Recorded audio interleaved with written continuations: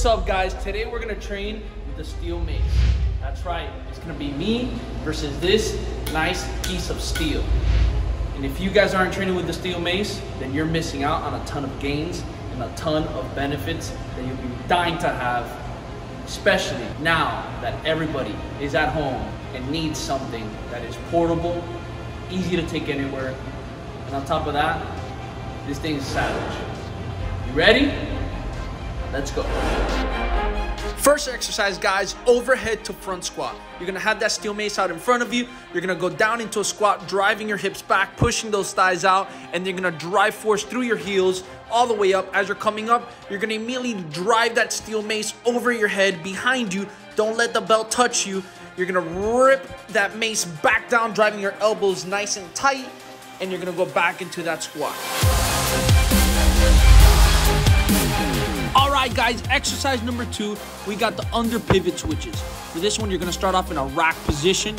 You're gonna drive one arm going down nice and tight to the body as you're pulling the opposite arm up and back, everything nice and tight and controlled, and then you're gonna reverse it to the other side, switching it. Let's go.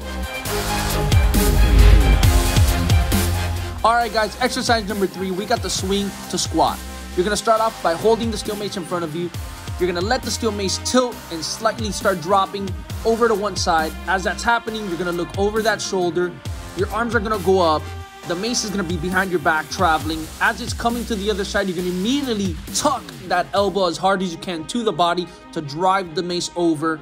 And then from there, you're gonna drop into the squat with the mace being in a horizontal angle, driving those elbows back. And then you're gonna come back up and switch sides.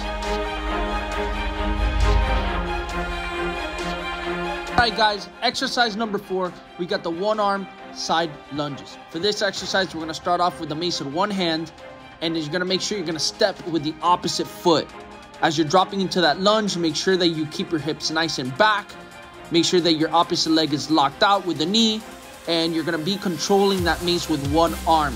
Draw your rib cage in and squeeze your core as tight as you can, and then drive force through that foot, repelling you back to the starting position. Switch sides. All right, guys, exercise number 5, we got the one-arm swings. This is more challenging than the standard double-handed swing. So right here, we're gonna grab the steel mace with one arm. For this exercise, you're gonna look over your shoulder as you're tilting that mace to one side.